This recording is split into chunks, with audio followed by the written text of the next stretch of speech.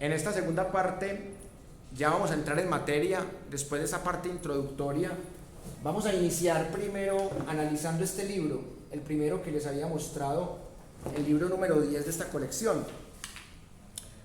Acá vamos a analizar cómo funciona esa monarquía, cuáles son los elementos más importantes en ese proceso de conquista de la península itálica. Y también quiero compartirles una serie de mitos que ayudan a construir esta civilización. Precisamente quiero mostrarles algo que es bastante interesante y que tiene que ver con las imágenes que se tienen de esta época. Por ejemplo, lo que era Cumas, que es la primera colonia griega en territorio, entre comillas, de la península itálica. Este es el territorio. Miren ustedes que es muy parecido a lo que vemos en las películas de esta época. También quiero mostrarles cómo era ese tema de las ligas. Las ligas eran una serie de ciudades latinas que estaban con una arquitectura muy particular, pero que tenían una independencia en ese momento de Roma. Entonces, las ligas se dieron aproximadamente 500 años antes de la era cristiana. Después de las ligas viene una batalla en el 433 que se conoce en la historia como la batalla de Regilo, en donde se establece una nueva liga. Recuerden que los griegos también hablaban de liga. Estaba la liga del Peloponeso, o sea, hay una serie de ligas que eran territorios que se construían después de las guerras. Y acá, cuando Roma somete a los pueblos latinos, que son estos que yo les estaba mostrando ahorita en el mapa, y lo más importante, cuando Roma entrega la ciudadanía, que ya es en el siglo IV, otra parte muy importante. Y por último, cómo Roma logra salir victoriosa y logra el dominio del Lacio y los lagos y los galos. Bueno, aquí también quiero mostrarles esta imagen que quedó de la guerra en el Lacio. Acá quiero que hagamos una pequeña intertextualidad. A los que les gusta el fútbol saben que hay un equipo italiano que se llama Lazio y que su rival acérrimo se llama la Roma o la Roma, y que Lazio ha sido un equipo muy polémico porque celebran goles con símbolos nazis o con símbolos fascistas. Entonces, mucha gente se pregunta que por qué le meten política, entre comillas política, al fútbol, pero la explicación está aquí en la historia. Porque cuando Mussolini montó su dictadura fascista en Italia, él trató de recuperar estos antiguos guerreros en el Lacio, estos guerreros que estaban tratando de luchar por el honor romano. Entonces, Lacio se convierte como en una especie de arquetipo, un arquetipo bastante polémico, y los romanos empiezan a construir una identidad a partir de sí mismos, pero también a partir de los pueblos dominados. Y de cierta manera, así como Hitler trató de buscar un pasado glorioso, los fascistas italianos también trataron de encontrar en la época de Lacio un pasado glorioso. Y por eso esta serie de creencias que son bastante nacionalistas. Y otra cosa muy curiosa, que miren estas imágenes de cómo eran los castigos físicos en esta época de la monarquía romana, una época en donde hay una serie de mecanismos como las instituciones que existían en el momento, que hacían que esto fuera una monarquía. Por ejemplo, acá les quiero mostrar una cosa muy interesante que tiene que ver con los etruscos. Y más o menos así era como graficaban esta generación de los etruscos. Y miren ustedes que el territorio etrusco era bastante grande. Además que también estaban a la par con los fenicios, que era una civilización muy comerciante, muy marítima. Todo esto que está aquí con café es un territorio etrusco, y lo que está con café más claro es el conjunto de áreas de expansión de los etruscos. Todas estas regiones le pertenecían a los etruscos: Perusia, Volsini, Volaterra, también está Bulci, Bei, que también la conocen como Belles, Elba. Todo esto era un territorio o de los etruscos o de expansión de los etruscos. Pero los etruscos empiezan a entrar en decadencia precisamente porque llega la Roma de los Tarquinios, que es una Roma que tiene este tipo de representaciones que se parecen un poco a toda la pictografía y a la representación teratomórfica de los egipcios. Acá, por ejemplo, podemos ver cómo fue ese equipo que conformaba los primeros ejércitos romanos. Así más o menos se grafican, y se puede notar claramente aquí la influencia de todo el arte griego. También quería mostrarles cómo eran las necrópolis etruscas, porque en la clase de hace como un mes y medio habíamos mostrado las necrópolis egipcias. Más o menos así era como se representaban las necrópolis, y ese contacto metafísico con todo el más allá. Acá vemos cómo era el interior de las necrópolis, estos lugares propicios para los ritos funerarios. Aquí también está toda la simbología del arte etrusco. Miren que es un arte bastante bonito, se me parece un poco al arte de la India. Y acá algo que también podemos encontrar en Egipto, que son todos los ajuares funerarios. Por ejemplo, este se llama el buchero de plata, esta se llama la bandeja de Bernardini, también está el broche de oro, algo muy importante de lo simbólico, y también está el brazalete de oro. Entonces, miren qué bonitas fotografías, y esto es lo que más me gusta a mí de este trabajo, las fotografías. Y acá se ve un tipo que se llamaba Lucio Junio Bruto. Bueno, ¿ustedes qué opinan? ¿Que por qué se llamaba Bruto? ¿Y por qué en la dinastía de los Severos, por qué se le llamaba Severos? O sea, miren que hay muchos adjetivos que usamos en el castellano y que vienen de la historia. Este señor fue el primer cónsul de Roma, entonces fue el que empezó la configuración de la res pública, o sea, de la cosa pública. Porque al hombre que empieza la república, después de una monarquía, le llaman bruto. O sea, es algo que me parece bastante, deben llamarlo inteligente, porque la república es una forma más inteligente que la monarquía. O no sé por qué a veces uno no entiende los nombres y la gran cantidad de falacias que contienen. Bueno, y así representaban todo este tema del enfrentamiento en Roma, cómo representaban a los plebeyos. O sea, todo esto es muy interesante. Pero hay un señor que en el año 509 fue derrocado. ¿Sabe cómo se llamaba?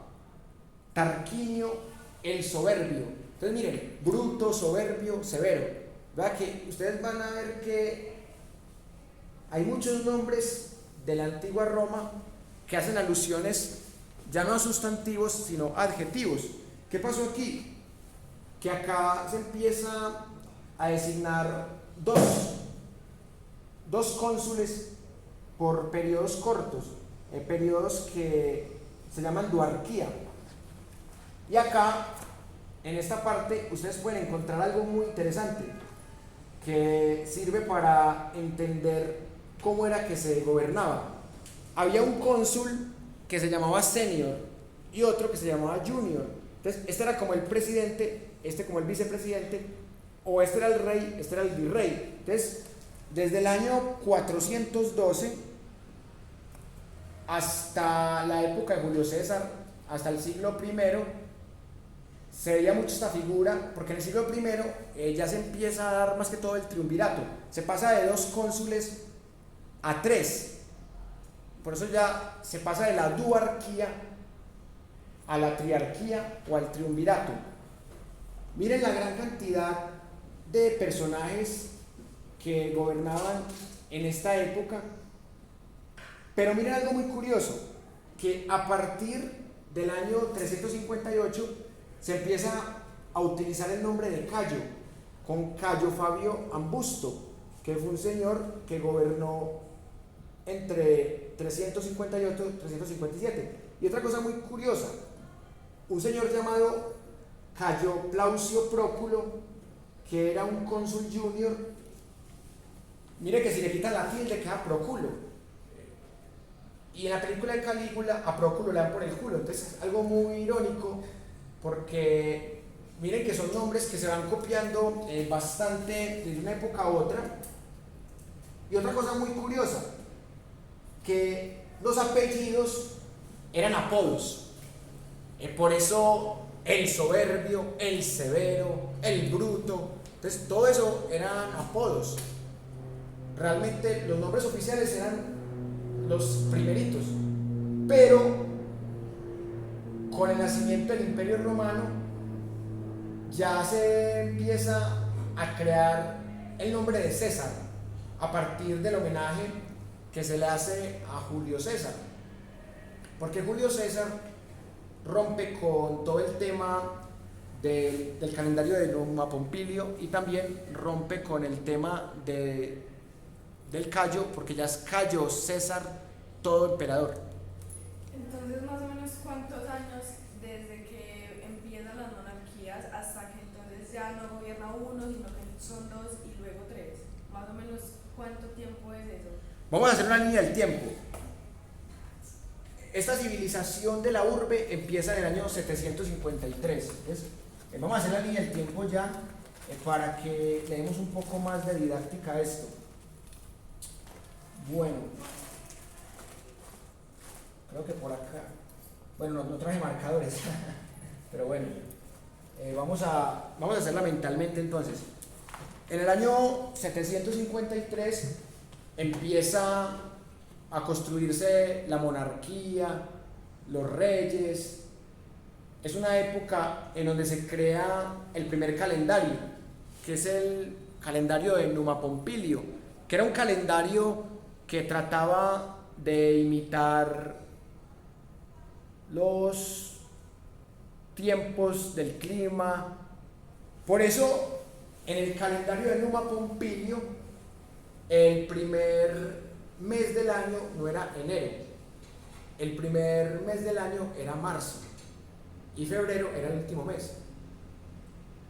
Y miren ustedes que a cada mes le dan el nombre de una deidad, que por ejemplo junio es de Juno, algo muy curioso. Pero hay 2 meses que se bautizan con nombres de gobernantes de Roma. Agosto por Augusto, por Octavio Augusto, y julio por Julio César. Pero después de agosto ya llega septiembre, que septiembre para nosotros sería el mes número 9, pero para ellos era el mes número 7, porque septiembre viene de séptimo, octubre viene de octavo, noviembre viene de noveno, diciembre viene de décimo. Entonces el diciembre era el mes número 10, enero de Anuarius era el número 11, y febrero era el último mes del año. ¿Quién sabe por qué febrero tiene 28 días apenas? ¿Y por qué solamente tiene 29 días en los años bisiestos? Ustedes saben, eso es una explicación también histórica. Usted le pregunta a cualquier colombiano promedio, e incluso a cualquier persona promedio del mundo, ¿por qué febrero en el calendario gregoriano tiene apenas 28 días y 29 en años bisiestos? Y la mayoría de la gente no sabe, pero es que la explicación es muy sencilla. Porque febrero era el último mes. Y la idea de ese calendario que empezó Numa Pompilio, que fue el segundo rey de Roma en época monárquica, la idea de Numa Pompilio era ser coherente con el inicio de la época de cosecha y el fin de la época de la cosecha. Entonces, más o menos por el cambio climático, en febrero había cambio de cosecha. Entonces era un calendario muy basado en eso. ¿Y qué pasa? Que a los meses pares les asignan 30 días y a los impares 31 días. Pero había un problema, que no daba exacto el calendario. Entonces había que quitarle un día al último mes para que diera exactamente según los cálculos matemáticos de la época. Entonces a febrero le quitaron un día y quedó con 29 días porque no daban los cálculos y pagó por ser el último mes. Si hubiera sido con el calendario gregoriano, el que hubiera quedado con un día menos hubiera sido diciembre. ¿Y por qué terminó con 28 días? Porque Julio César, aprovechando su poder, nombra ese mes para él. O sea, ese mes que realmente era el mes número 5, agosto número 6, septiembre número 7, ese mes que era el número 5 del año, él quería que fuera en su honor, y cuando él muere le hacen el homenaje, y él mismo había creado el calendario, y dicen, este es el mes de julio. Entonces cuando Octavio Augusto se vuelve el primer emperador romano, él dice, si mi tío tuvo un mes para él, yo también quiero un mes para mí, pero yo no puedo ser menos que mi tío.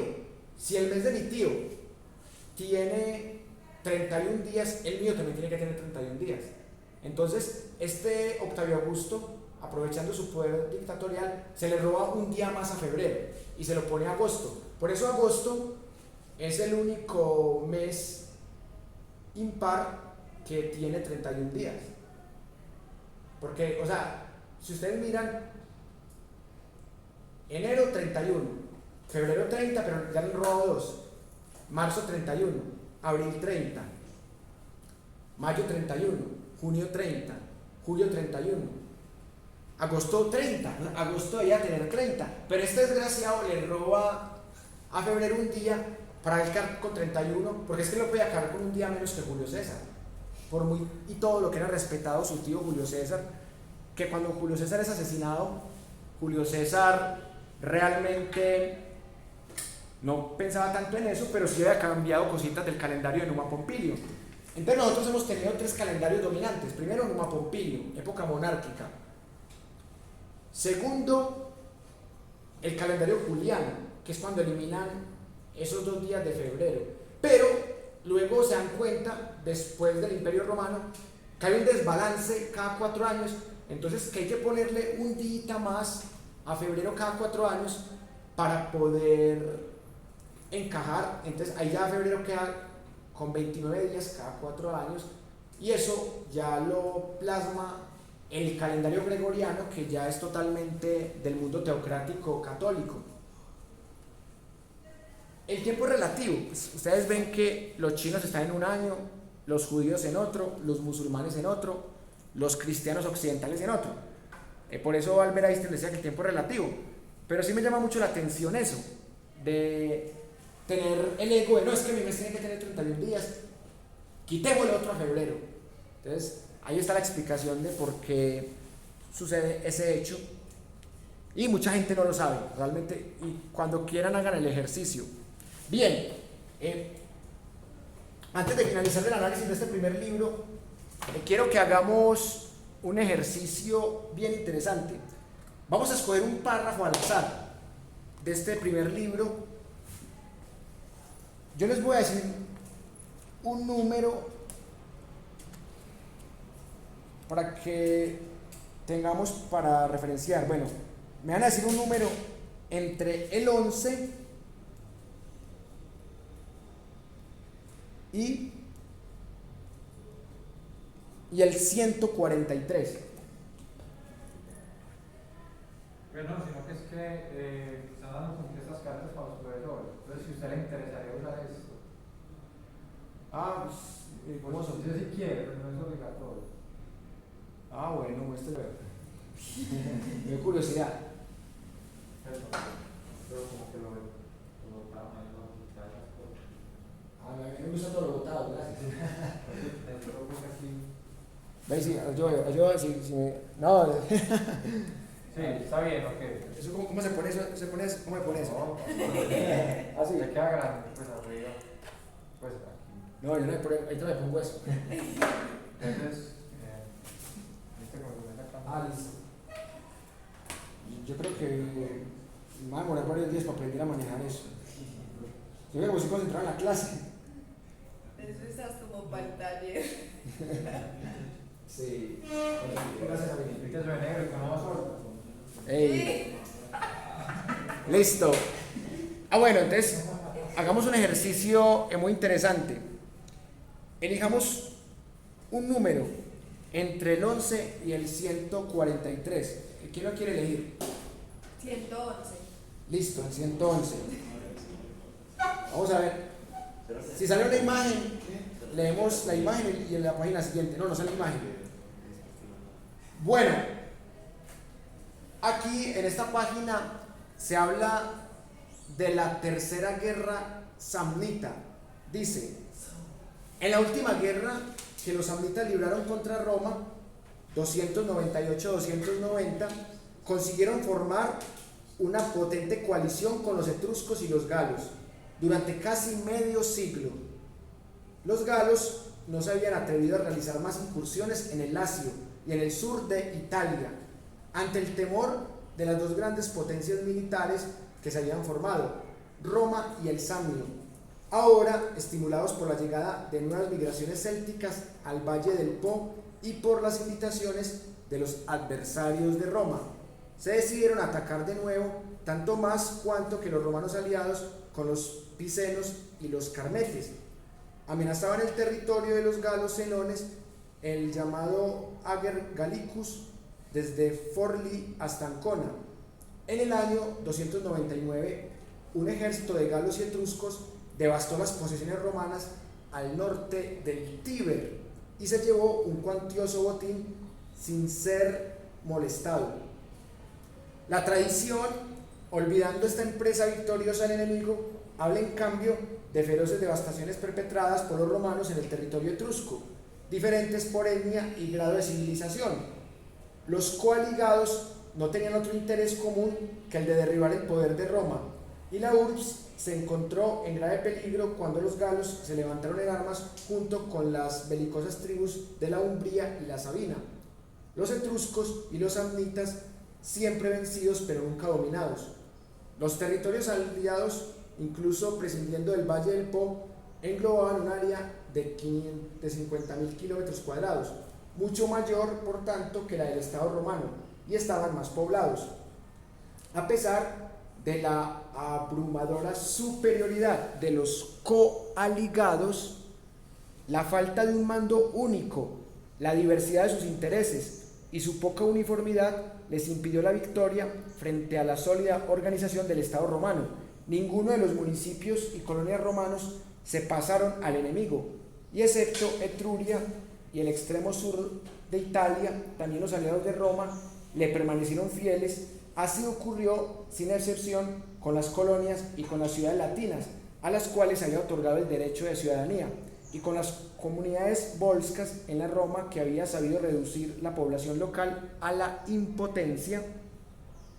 Preparando su latinización, se demostró así de la manera más elocuente el acertado tratamiento dado a los vencidos de las guerras latinas. Si Roma hubiera entonces abusado de la victoria, sometiéndolos a elevadas prestaciones en hombres o en dinero, sin ninguna contrapartida, el primer desastre militar romano habría sido fatal para su hegemonía. Aquí me parece muy interesante porque ven ustedes que los etruscos y los galos hicieron una gran alianza para derrotar a los romanos.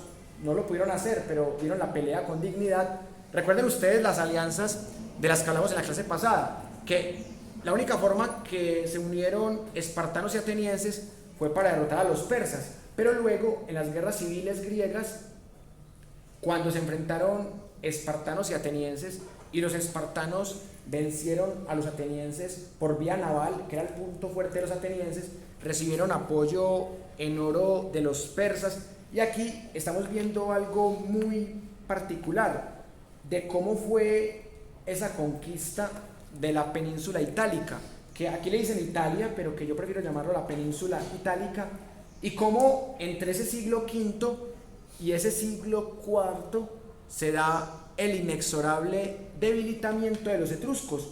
Por eso en el tercer bloque vamos a hablar de las consecuencias de estas guerras samnitas y de cómo se logró de manera paulatina la contención de los galos, que ahora podríamos llamarlo como el territorio francés.